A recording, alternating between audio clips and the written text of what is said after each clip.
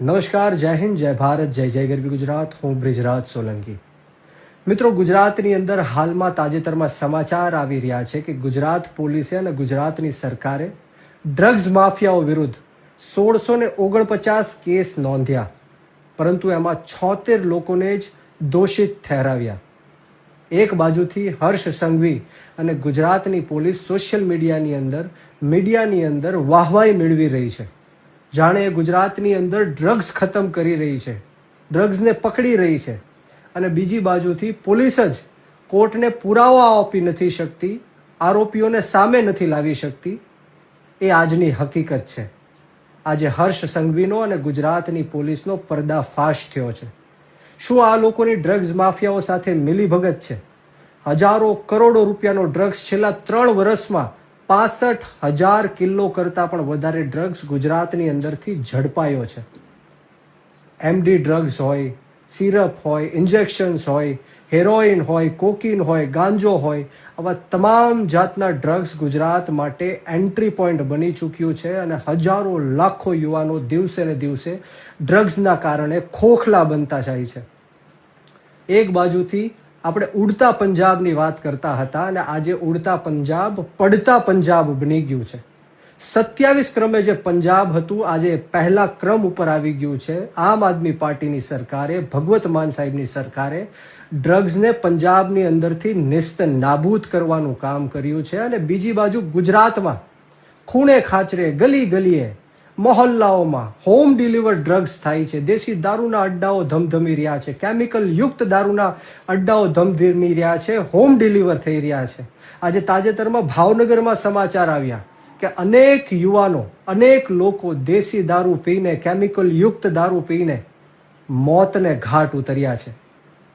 મિત્રો, આ ગાંધી અને સરદારનું ગુજરાત છે. 10 વર્ષ પહેલા ગુજરાતની અંદર દેશી દારૂ હોય, ઇંગ્લિશ દારૂ હોય કે ડ્રગ્સનું નામો નિશાન નહોતું. પરંતુ આ જ ભારતીય જનતા પાર્ટીની સરકાર આવવાથી બુટલેગરોને જાણે પ્રોત્સાહન મળ્યું છે. ડ્રગ ડીલરો ગુજરાતની અંદર વધી રહ્યા છે. પીપાવાવ પોર્ટ હોય, મુન્દ્રા પોર્ટ હોય, કંડલા પોર્ટ હોય, પોરબંદર પોર્ટ હોય, આ બધા ડ્રગ્સ માટે એન્ટ્રી પોઈન્ટ બની ચૂક્યા છે. અને પાકિસ્તાનથી ડ્રગ્સ ગુજરાતમાં આવે છે અને ગુજરાતના યુવાનોને, દેશના યુવાનોને ખોખલા બનાવવાનું કામ કરે છે. મારે ગુજરાતના ગૃહમંત્રી હર્ષ સંઘવીને નમ્ર અપીલ કરવી છે કે રીલમાં નહીં પરંતુ રિયલ લાઈફમાં ડ્રગ્સ બંધ કરીને બતાવો. જે રીતના પંજાબની અંદર ભગવત માન સાહેબે ડ્રગ્સ ખતમ કરવાનું કામ કર્યું, ડ્રગ્સ માફિયાઓને જેલમાં નાખવાનું કામ કર્યું, એ જ રીતના ગુજરાતની જનતાને તમે કહો કે આજ દિન સુધી તમે કેટલા ડ્રગ ડીલરોને જેલની અંદર પૂર્યા છે, કેટલા ડ્રગ ડીલર વિરુદ્ધ તમે કેસો કર્યા છે, એનું લિસ્ટ જાહેર કરો. ક્યાંથી આ ડ્રગ્સ આવે છે અને કોણ લે છે ને ક્યાં જાય છે, ગુજરાતની સમક્ષ તમે મૂકો. મને એવું લાગી રહ્યું છે કે અમુક લોકો, અમુક પોલીસ અને અમુક નેતાઓની આ ડ્રગ ડીલરો સાથે સાંઠગાંઠ છે. અને આ નેતાઓ અને પોલીસ હજારો કરોડો રૂપિયાનો વેપાર અને ધંધો ડ્રગ્સના નામે આ ગુજરાતની અંદર કરી રહ્યા છે. મિત્રો, આપણે સૌએ જાગૃત થવાની જરૂર છે.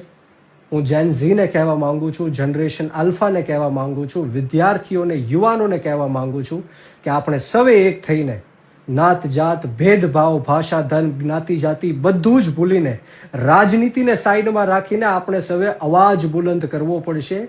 નહીંતર આ ગુજરાત સમૃદ્ધ નહીં બને.